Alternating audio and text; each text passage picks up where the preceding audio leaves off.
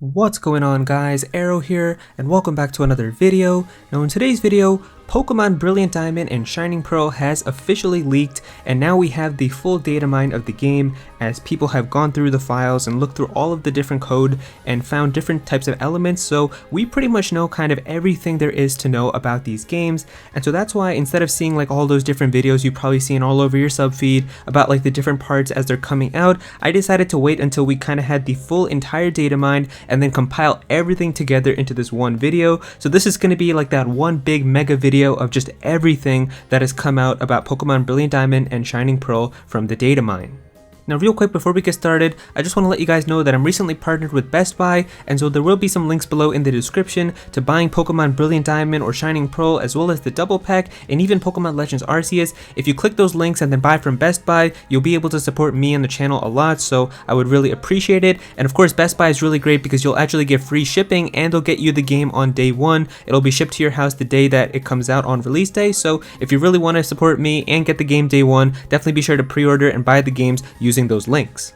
Now of course before we do start, there is going to be a massive disclaimer right now and a spoiler warning, so if you don't want to know anything about Pokemon Brilliant Diamond and Shining Pearl, because we're going to be going a lot into kind of like the spoilery things that you can encounter in the game, stuff about certain Pokemon and things like that. So if you've never played the games before, if you've never played Sinnoh games, or if you just don't want to know anything, this is definitely the time to kind of click off the video, because we're really going to be going into detail and this is going to be like that big video that just has everything in it. So if you don't want to know, definitely click off this video and come back to it later.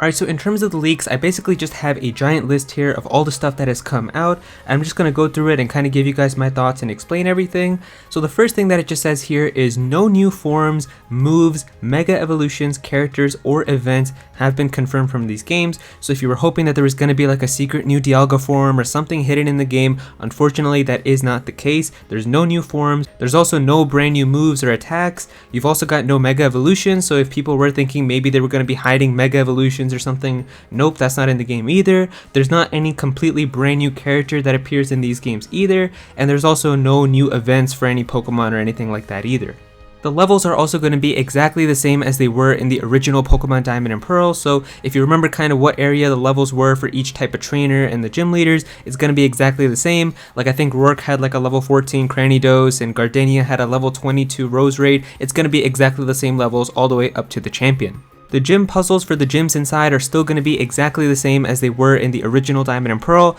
I know in Pokemon Platinum they did remodel some of the gyms and had more kind of clever puzzles, like I think Gardenia's gym in Diamond and Pearl was just kind of like this maze where you had to go through like a garden, but inside of Pokemon Platinum they actually had like a special flower clock and you could like go through it and move on the different hands of the clock to try to get to different parts of the gym. It was much more creative, but that's not going to be the case. Obviously Pokemon Brilliant Diamond and Shining Pearl's trailer even showed that, so Gardenia's gym is still going to be using the same layout and puzzle as the original games. Now because these games are coming out after Gen 4, there have been some movesets that have been altered because there's going to be some new moves now that weren't possible before because they didn't exist when the original Gen 4 games came out. So for example, like Turtwig is going to be able to learn the move Leafage, and you're going to be able to have moves like Smackdown and Bulldoze and moves like that which didn't exist in the original Gen 4, but they're now going to be inside of Pokemon Brilliant Diamond and Shining Pearl. It looks like Pokemon also have different cries now when they faint in battle. I don't know exactly why that's the case, but they make different sounds than opposed to when you send them out, so that's kind of a neat little detail.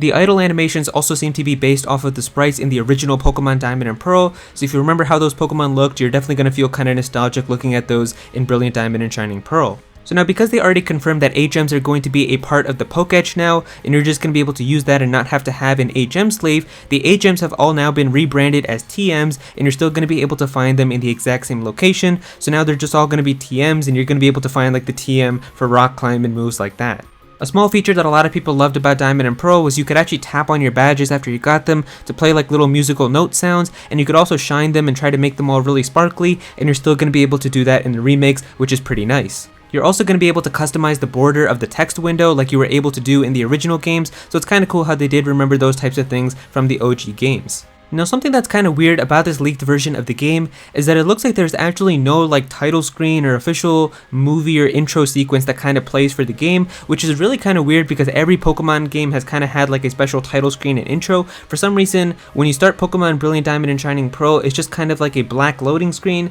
and then it ends up just being like a black screen with the logo and saying press start. A lot of people do think that this is most likely a placeholder, and there is supposed to be like a pretty big day one update that's supposed to come out for these games, so maybe that's gonna fix that and kind of add something else, but it's definitely kind of awkward right now with how it's just kind of a black screen with the logo and saying press start, so I don't know if that's actually going to be fixed, but it is kind of weird. A fan favorite feature that me and so many other people really wanted to see inside of these games was the Battle Frontier, and unfortunately it has been confirmed that the Battle Frontier is once again not going to be in these games, just like it wasn't in Pokemon Omega Ruby and Alpha Sapphire. And it sucks because it really would have just been fun to have all those different types of facilities and playing all those battles and having those Frontier Brain battles on the big screen in HD, but yeah, it looks like that Battle Frontier isn't going to be in these games. Also from Pokemon Platinum, something that a lot of people really wanted to see was the Distortion World, or some type of Distortion World post-game episode or anything like that with the Distortion World and Giratina, and unfortunately that isn't the case as well. There's not going to be a Distortion World within these games,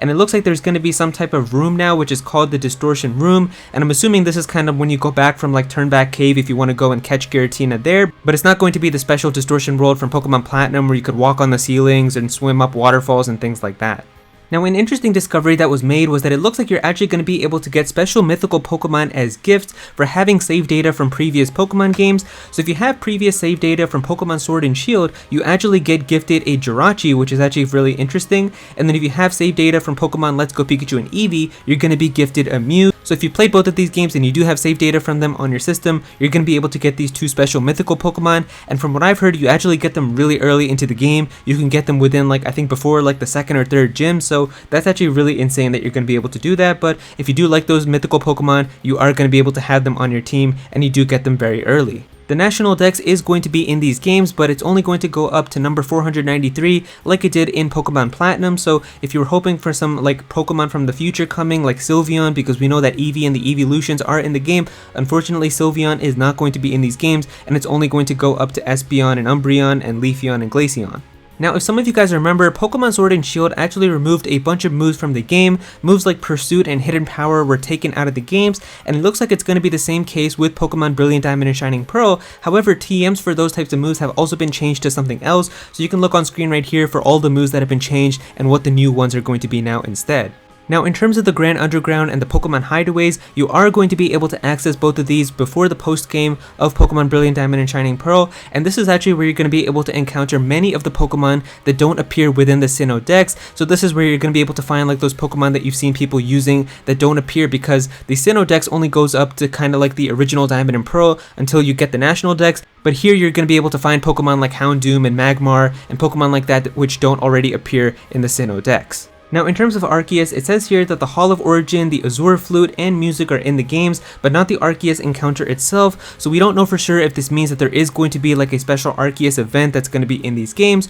or if they're not going to have anything at all, but maybe they are going to do something, and I feel like maybe close to kind of when Pokemon Legends Arceus is going to come out, they could have like a special Arceus event in BDSP where you can actually catch Arceus. Alright, if you're worried about stuff being shiny locked, it actually says here that the starter Pokemon are not going to be shiny locked, but they won't be displayed as shiny on like the selection screen where you look at them. You're actually going to have to get the Pokemon and use them in battle, or like look at them on the summary screen, and that's where you're going to be able to tell if they're shiny. They're not going to show off as being shiny like right away when you pick them like how they did in the previous games. It also mentions that legendary Pokemon are not going to be shiny locked, so you will be able to hunt for a shiny Dialga, Palkia, or Giratina, and some of the other legendary Pokemon, but the mythical Pokemon gifts that you get like Mew and Jirachi, those Pokemon are going to be shiny locked. Now, if you've played Pokemon Heart Gold and Soul Silver, maybe you remember that there was an item called the GB Sounds, where you could actually change the entire soundtrack to be like the original old school Game Boy games, and you can actually do that now with Pokemon Brilliant Diamond and Shining Pearl with a brand new item called the DS Sounds, which is actually going to be able to give you guys the original soundtrack from Pokemon Diamond and Pearl on the DS, so that's actually kind of neat as well. In terms of other mythical Pokemon events, it looks like that Darkrai and Shaymin events are already in the game, so we don't know exactly how that's going to work, but maybe there is going to be an event to get these mythical Pokemon, which is pretty exciting, especially if they do exactly what they did with the old school games, where you actually could get like an event and actually had some cool things that you had to go through, instead of how they just kind of give you guys the mythical Pokemon now with the mystery gift. The verse seeker from the originals is also in these games, so if you remember that item where you could actually ring it and it could tell you if there were any nearby trainers who wanted to do a rematch with you, that item is still going to be in these games, so it's kind of cool how they did remember that, because I know there were some people who wanted to see that return. There's also no Alolan or Galarian forms for any of the Pokemon, so if you were thinking that you were going to be able to get like a Galarian Slowpoke, or if you were going to be able to get a Galarian Farfetch, unfortunately those are not going to be possible in these games. Now, because GTS has moved on to Pokemon Home now, some of you guys might be wondering what exactly is the GTS building in Jubilife City going to be now, and it looks like now it's actually just going to be where you're going to be able to do Wonder Trades, and that's pretty much, it looks like, the only thing that you're going to be able to do there. So if you want to do Wonder Trades or Surprise Trades with people, you go to Jubilife City and go to the GTS place there.